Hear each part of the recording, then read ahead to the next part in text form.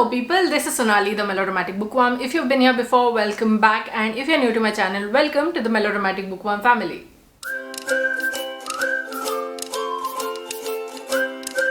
I'm here today with my December 2022 wrap-up, and I must say that December was a great reading month for me.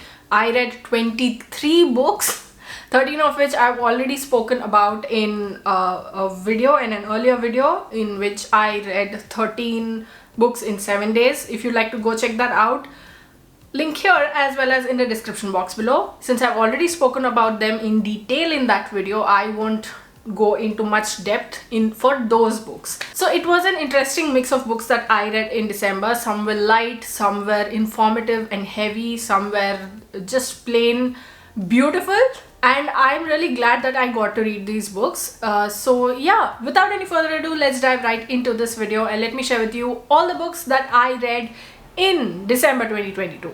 So the first 13 books that I will be talking about in this video are the ones that I mentioned earlier that I did for a different video. But first up, we have volumes 4, 5, 6, 7 and 8 of Saga by Brian K. Vaughan and Fiona Staples. This is a graphic novel series about two people from different worlds, different planets, and different warring factions of sorts who fall in love with each other. They have a kid and they are on the run because their relationship is forbidden, and now both of their governments, both of their kingdoms are after them.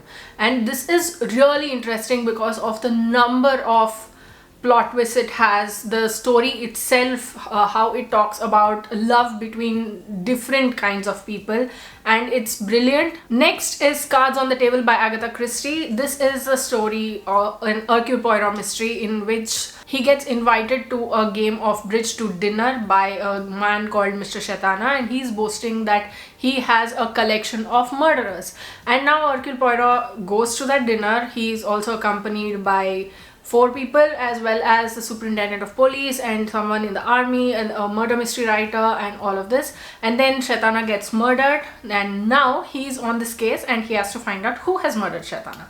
And I enjoyed reading it, but I felt like Agatha Christie's, it's not on par with Agatha Christie's other books. But this was good too. This was a quick read, as all Agatha Christie books are, and it's really intriguing and it's fun to read Poirot going about his business. So next is a children's story called The Velveteen Rabbit by Marjorie Williams Bianco, and this is a story of a toy, a velveteen rabbit, who learns about what it is to be human through being a toy, and he learns life lessons from an older veteran toy and how this toy's life goes forward. And there's so much to learn in this little story, and I'm glad that children read it, and I hope that the lessons that it gives, that every child who reads it or every adult who reads it understands what it's talking about. Next is The Overcoat by Nikolai Gogol. This is a short story, a novella of sorts, in which the author talks about a government employee, a low-level government employee who's pretty happy where he is. He's pretty happy with what he's doing, but he has a frayed overcoat, and now winter is coming and he is worried that that won't be able to protect him from the winds. So he goes to a tailor, he asks him to make this whole new overcoat, and he invests a lot into it, and all of that, the anticipation of that new overcoat sends joy through him, and you see an extreme transformation in his persona and how people treat him when he has the old one and when he has a new one, and what exactly happens when he realizes all of this, and what happens when he gets that overcoat, and how he goes through life with and without it forms this entire story. And this is a very short gist of what it is. It's a reflection of society, and it's a reflection of how people live in society. I never thought that this would impact me as much as it did, but I'm sure that I'm going to go and reread this story as well as get more books by Gogol and read them, because he has a way of putting these little nuances, these little tidbits to life in his stories.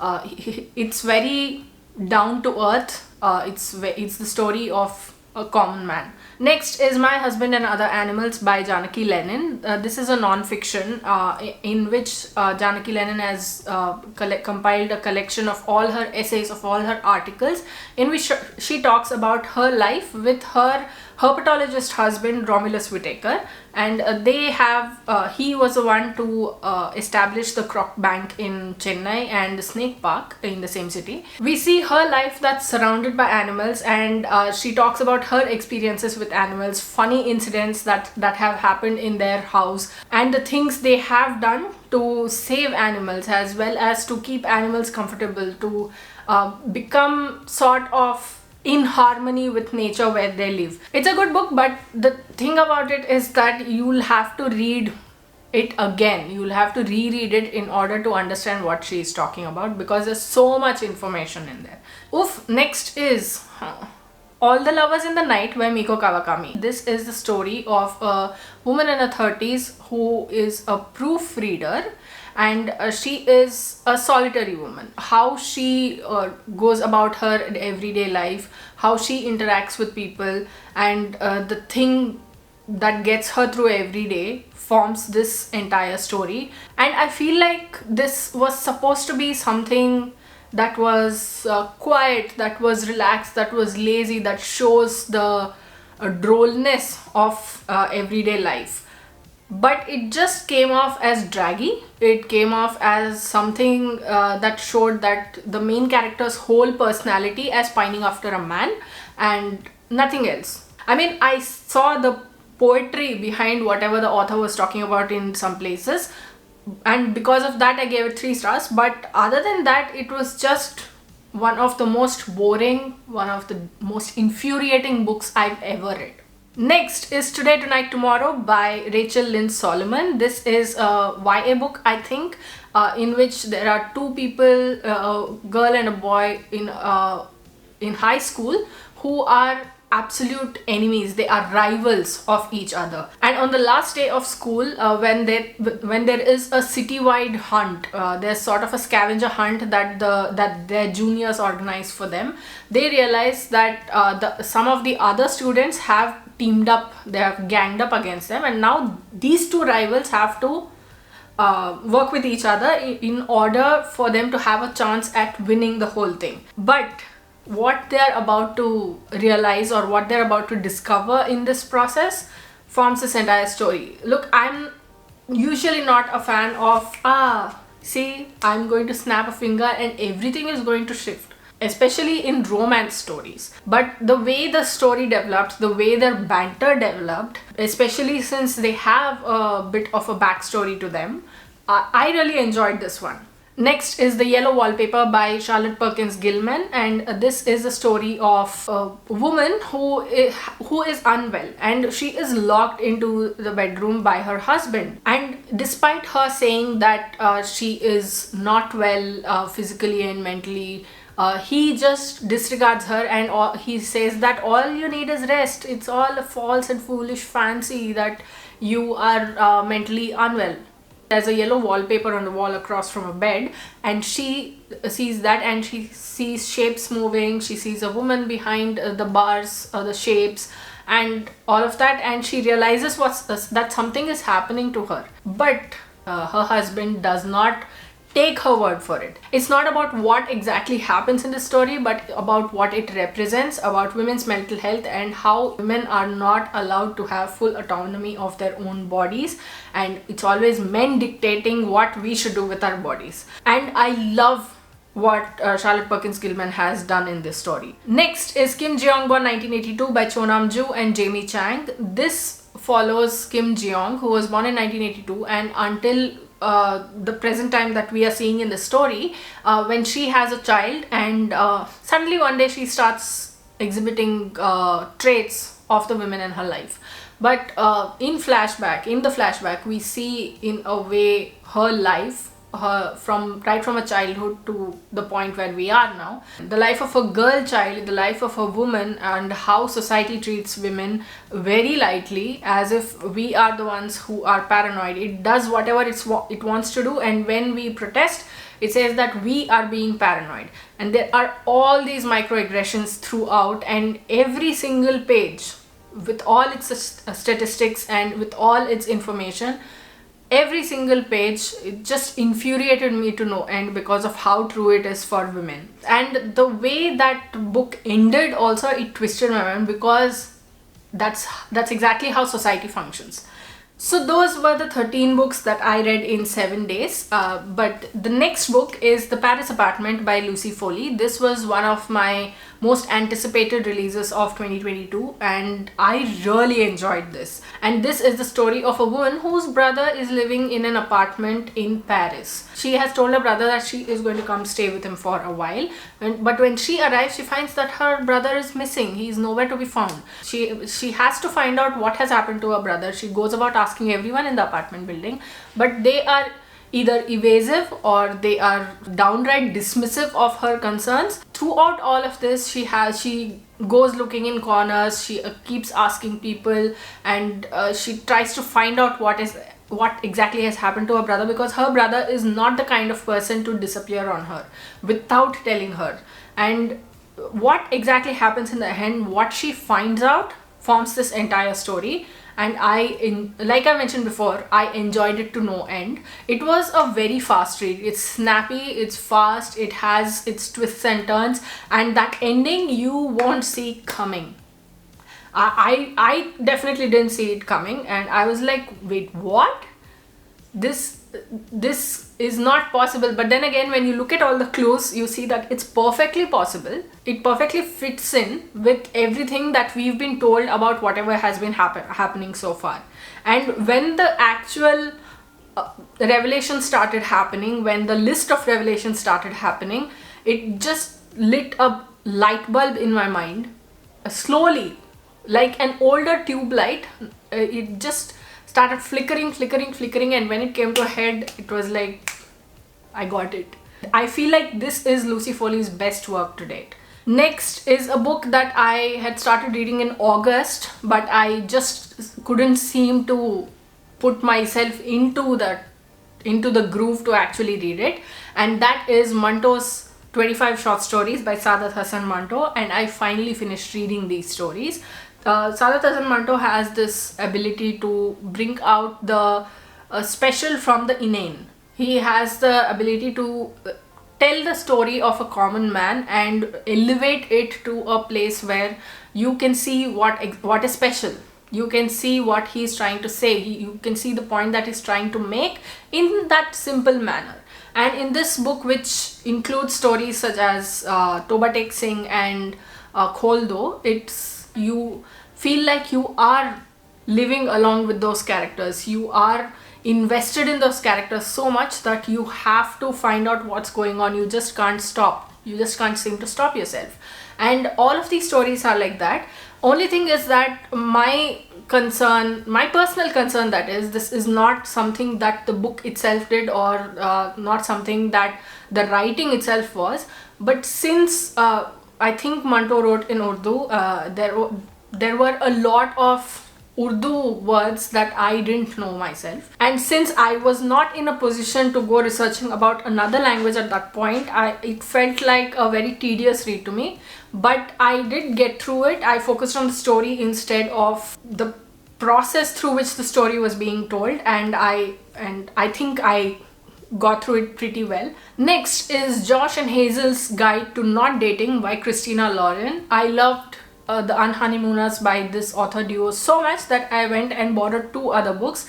There's another book also which I will be talking to you about, but Josh and Hazel's Guide to Not Dating is a story of Josh and Hazel, who are 2 polar opposites. They become very good friends the second time that they meet years later, when they are now adults. They try to help each other in their dating lives, and throughout all of this, they are like, we are not supposed to fall in love with each other. We are not supposed to date each other. So what are we going to do? We are going to stay apart. We are not going to do this to each other, because losing each other will be a whole other pain altogether. I didn't enjoy this as much as I enjoyed The Unhoneymooners because of how this book ended. I mean, to a certain point, it was like I was rooting so much for something to happen, but something else entirely happened, and I was like, why do you have to bring this into a story every time to give them a happy ending? Okay, fine, it's not bad, it's in no way bad. Hazel is carefree, she's amazing, I really like her character, but sometimes I wish she had a filter on her mouth. But if she did have a filter on her mouth, the book wouldn't have progressed the way it did, and the plot wouldn't have been what it became in the end.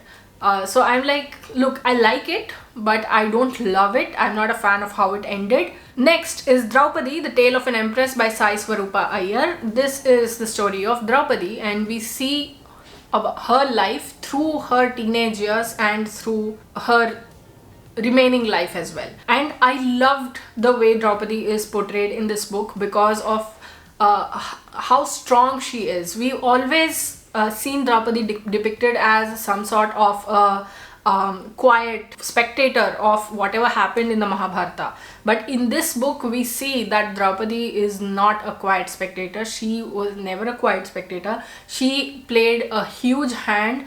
Everybody in her life respected her decisions, they respected her point of view because she was so intelligent, she was so analytical, she was logical, and everything that she did, there was a reason behind it, and that's how she ran the country as queen. And I feel like however many times you see Draupadi portrayed in literature or in movies or any sort of media, it won't go to this level, this depth, this microscopic depth that shows her character, that shows the strength of her character, and that shows what all she did in order to keep the balance. There's a lot going on in this book, and I really enjoyed it. There are some things that I feel are a little orthodox thinking, it felt like to me. For example, when the whole scene with Duryodhan happens, when Yudhishthir loses the kingdom, and then later when something happens to her husband, Draupadi's first thought is like, my experience in Duryodhan's court was nothing compared to what these people are going through or what my husbands are going through. And I'm like, sister, don't do that. We are already enough. But other than that, whatever I've said holds 100% true, and I feel like if you want to read about Draupadi, then this is a book that you should definitely pick up. Next is The Mountains Sing by Yuen Phan Ke Mai, and this is the story of a family before, during and after the Vietnam War. The book starts off with granddaughter and grandmother going on their way to school. The grandmother is about to leave the granddaughter at school, and they get an announcement at that time that American bombers are coming. These people are in the north, so now they have to run for a bomb shelter, and they find one, they hide, and when they come out, everything, it's a huge wreck. Now they have to find their way back home, and it starts off in this way, and throughout the book, the grandmother is telling her granddaughter about her experiences as a child, as a teenager, just before World War II, during World War II, and what happened after that, and how they came to be in the position they are. And she talks about the granddaughter's mother, or the grandmother's daughter, and she talks about her children and how everything has now come to be the way it is. And this is a book that you should read, especially because of how much information it has about the Vietnam War, as well as the effect that it has had on the people of Vietnam, because politics plays a huge role in wars like this. It's the politicians who make the decisions and the common people who suffer, and to see it all laid out like this, it just hurt my heart. Those characters, this story will stay with me for a long time, and I'm so grateful to this author for having written this book, especially because of how poignant a story it is, and with how much kindness and compassion she treats it with, but also because of how informative it is. While reading this book, I was in parallel reading about the Vietnam War, doing my own education of myself about what exactly happened, what exactly led up to it, and why it was the way it was. And it's a great book, one of my favorites of 2022. A huge hats off, a compulsory reading, a full 5 out of 5 stars for this book. Please go read it. It's brilliant. Next is Yes, No, Maybe So by Becky Albertalli and Aisha Saeed. And in this book, we follow Jamie. He is a Jewish kid who is very shy with talking to people, and he just can't seem to bring about doing it. He panics every single time. Maya is a Muslim girl whose parents are going through a separation, and Jamie is volunteering to canvass for a local Senate candidate, I think it is. And Maya now joins him on this canvassing. How they start canvassing across the neighborhood, and how they start getting influenced by whatever it is they are doing, how they start believing in it. And there are a lot of different factors that go into this, that they have to take into consideration before actually wholeheartedly believing in them. But how they go about doing it, how they navigate their growing friendship, and how they navigate their feelings about each other and about their own religion, and what this whole thing encapsulate forms this entire story. And I really liked it. I didn't expect to like it as much as it did. There was a lot of political stuff in here, and for someone who is not from America, it seems a little like what are you even talking about kind of thing. But in the end, I did like it, more so because of the points that it makes about humanity and religion and politics. And it's a strange combination to try and get right, but this book did that. Next is another Christina Lauren book. Yeah, I can't stop reading them because of how snappy and fast they are. And but that book is it's better. Twice in a Blue Moon by Christina Lauren. This is a second chance romance. Tate is the daughter of a Hollywood superstar, and who is growing up in a small village in California. In order to be protected, her mom and grandmom have taken this decision. Her dad is nowhere in the picture. On her 18th birthday, her grandmother takes her to London, where she meets Sam, and she ends up telling him the deepest, darkest secrets of her life.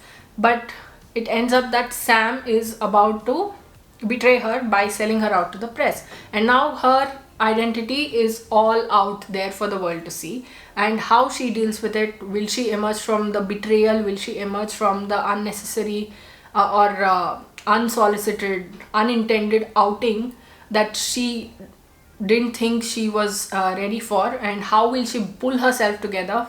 And what happens when years later, when she starts working on a film, she realizes that she has to work with Sam again.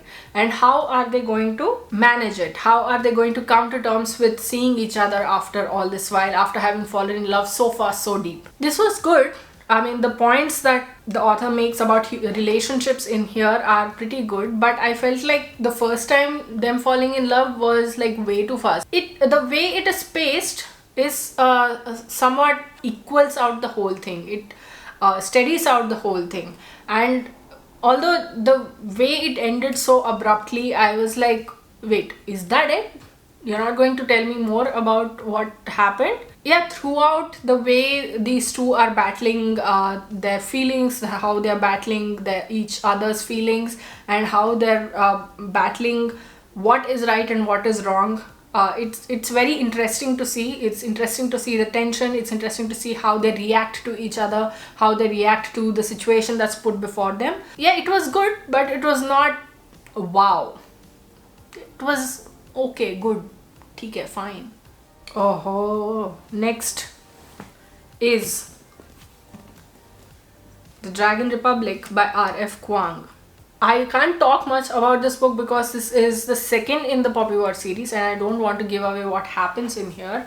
But there's more war, there's more fighting, the enemy as well as fighting oneself, and trying to find out what is right and what is wrong. There's strategy, there's military action, there's politics, there's shamanism, there's a lot of Chinese folklore and Chinese mythological beings in here. And the way this book just keeps whacking you over the head every few pages, it sort of kept me invested in it. It kept me invested in the story because I didn't know what was going to happen in the next page. And I wanted to know. I was hoping against hope that some things wouldn't happen, but you can't ask for such things because this is not in our hands. Like, see, technically the book is in our hands, but the story itself we have no power over. The story has power over us. I loved this book, even though I am a wreck. Yep, even like days after having finished this book, I am a complete wreck because of how it ended. I was in tears, I was crying. I don't know how else to explain the effect that this book has on me, that R.F. Kuang's writing has on me. Because she has the ability to put out everything in a neat manner, but there's also this chaos behind it. And I feel like that chaos that is being spoken about in this book manifested itself somehow. And it now lives inside me. Because I'm like, if this book ended like this, I don't know what the Burning God is going to do. Because that ends the trilogy. And I'm like, don't do this to me. Next is Braised Pork by An Yu. And I'm really split about how this book went about. I mean, I majorly liked it, but somehow it felt like something, that piece was missing. This is the story of Jaja, who one day finds her husband dead in the bathtub. Now how her life follows, and will she be able to get on with it, or will she have to live with the consequences of her husband dying in the bathtub?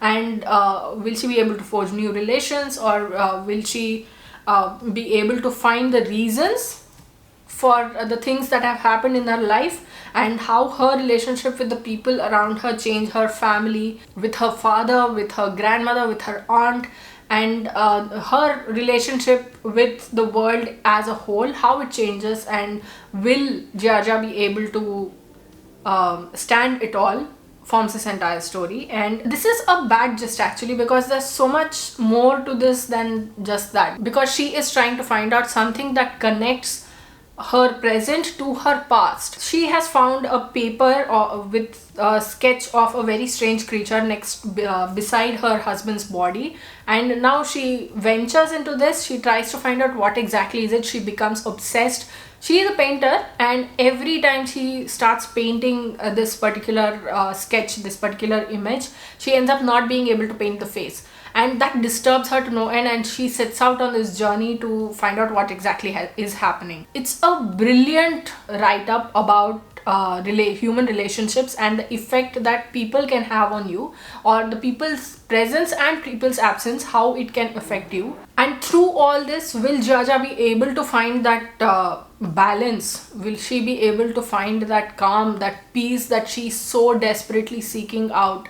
And will she be able to put to rest all of those questions in her head? It's a very intense read while being calm. I don't know how to say it. It's sort of a paradox. It's a very quick read, but it is very intense, because some of the questions that the author brings up in here, you will find yourself asking yourself later on. And I liked it, but I'm also a little about the roundabout way in which it goes about making its point. My last read for November, and obviously my last read of 2022 was Christmas Shopaholic by Sophie Kinsella. In this book, Becky Brandon Bloomwood, she has to now host Christmas because her mother and father are about to go on this whole adventure.